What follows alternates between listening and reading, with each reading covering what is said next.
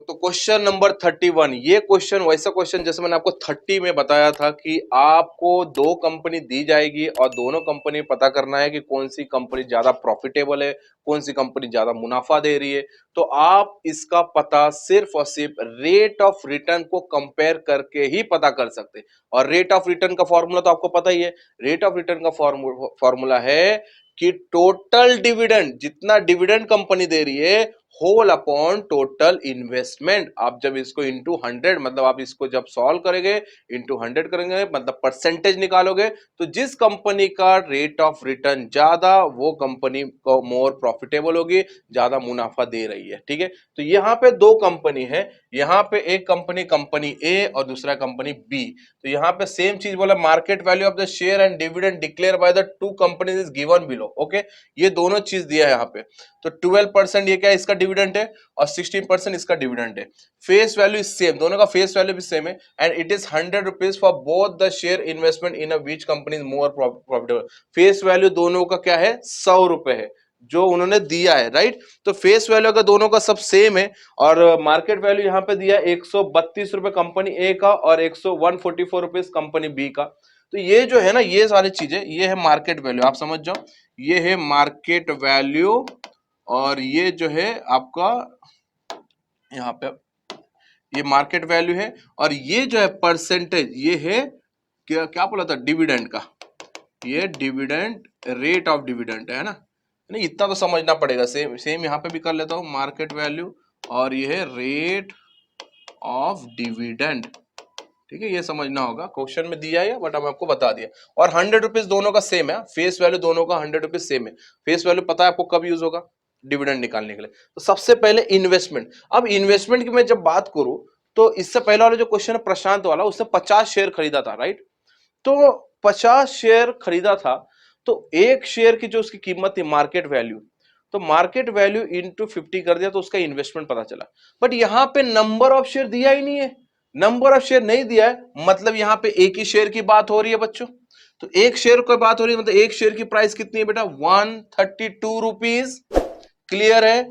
अगर number of share देता, बोलता कंपनी ए समझो 5 शेयर खरीदे, कंपनी बी ने समझो 10 शेयर खरीदा, तो 5 शेयर का 132 से मल्टीप्लाई होता और 10 शेयर का 144 से मल्टीप्लाई होता, तो उसको हम इन्वेस्टमेंट बोलते हैं। बट यहां पे ऐसा नंबर ऑफ शेयर बोला ही नहीं है, तो बोला नहीं है मतलब नंबर ऑफ शेयर कितना है, एक ही है। सो टोटल इन्वेस्टमेंट कितना हो गया बेटा, सो टोटल इन्वेस्टमेंट हो गया है 132 रुपीज, 132 रुपीज क्या हुआ, टोटल इन्वेस्टमेंट हुआ है ना।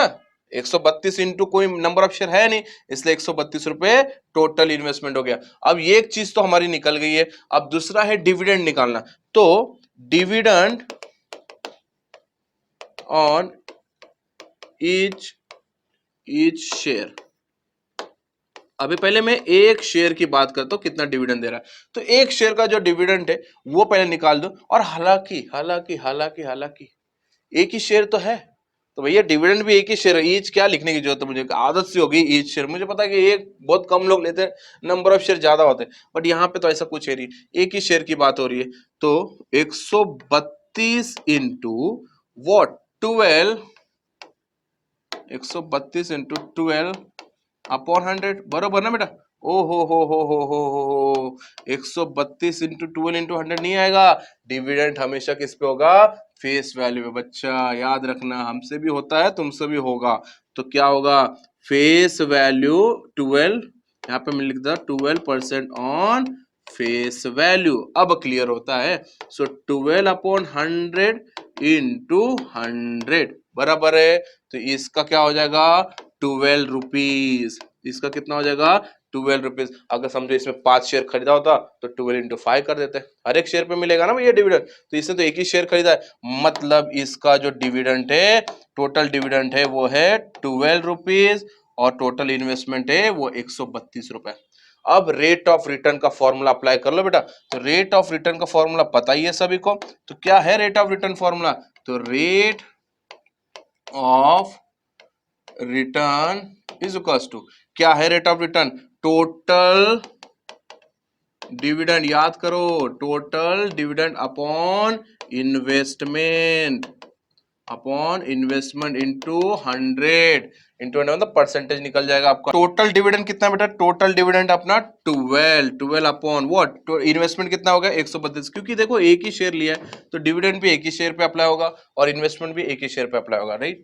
अगर हमारा नंबर ऑफ शेयर होता हम मल्टीप्लाई जरूर करते, डिविडेंड को ही मल्टीप्लाई करते और जो मार्केट वैल्यू है इसका उससे भी मल्टीप्लाई करते, ठीक है। चलिए कोई बात नहीं, अगर हम लोग इसको सॉल्व करते हैं, आप भी सॉल्व कीजिए मेरे साथ।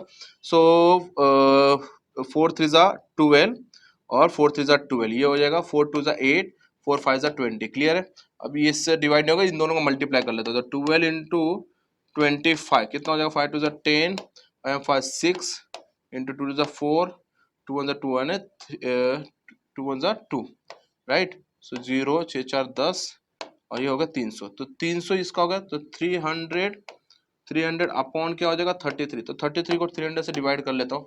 आप भी करते रहिए बेटा, इधर देखने की जरूरत नहीं है, आप पॉज करके आप सॉल्व कर सकते। तो 33 को 300 से डिवाइड किया तो नहीं हो पाएगा ना, तो 33 9 जा करेंगे ना, क्योंकि 33 300 330 होता है। सो 33 9 जा, सो 300 इंटू 9 कितना हो जाएगा, 9 जो 9 अरे 33 300 डायरेक्ट कर रहा हूँ मैं, 33 9 बोला 2700 कैसे, 33 9 सा 9 9 27 27 28 29 297 बेटा, है ना। तो 9 सा 297।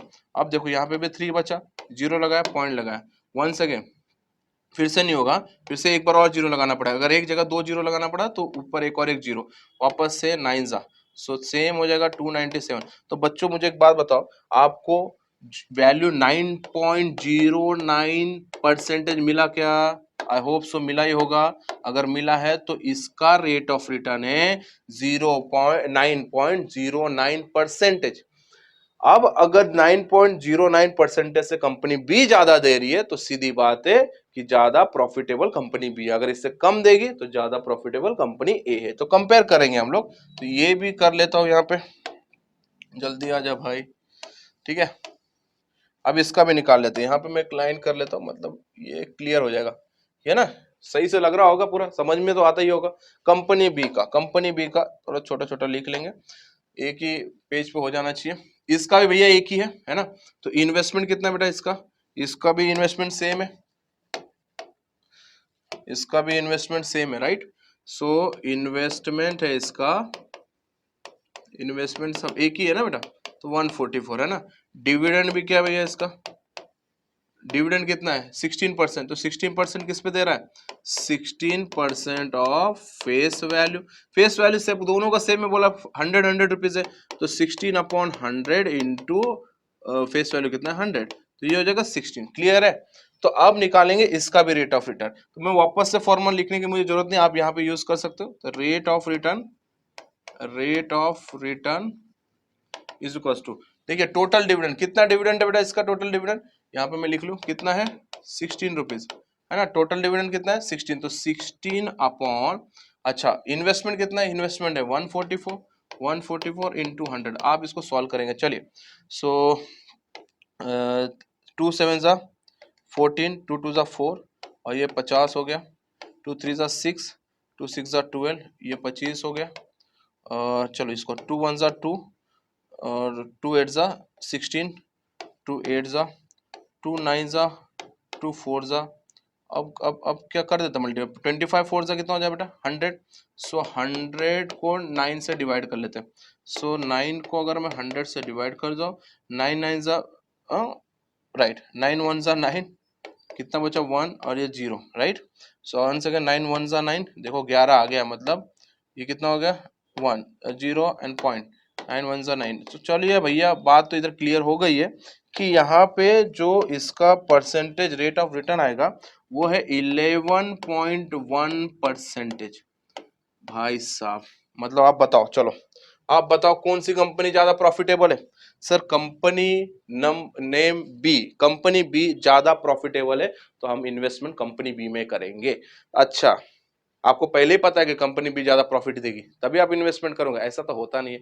आप पहले इन्वेस्टमेंट करोगे, प्रॉफिट होगा तो डिविडेंड मिलेगा, सही है ना। जितना प्रॉफिट होगा उतना समझो, जितना आपके पास शेयर्स होंगे उतना डिविडेंड आपके मल्टीपल होंगे। तो भैया इन्वेस्टमेंट करने के बाद पता चलता है कि हाँ यार कौन सा प्रॉफिटेबल है कौन सा प्रॉफिटेबल नहीं है, ठीक है, तो यहाँ पे आपने कंपेयर कर लिया, तो आप लिख सकते हो company B is a more profitable because 11.1% इसका रेट ऑफ रिटर्न है, इसलिए ये ज्यादा प्रॉफिटेबल है कंपेरेटिवली कंपनी ए के 9.09। ऐसे ही सॉल्व करेंगे और डिविडेंड निकाल के आप कंपेयर करेंगे। चलिए मिलते हैं नेक्स्ट क्वेश्चन में बच्चों।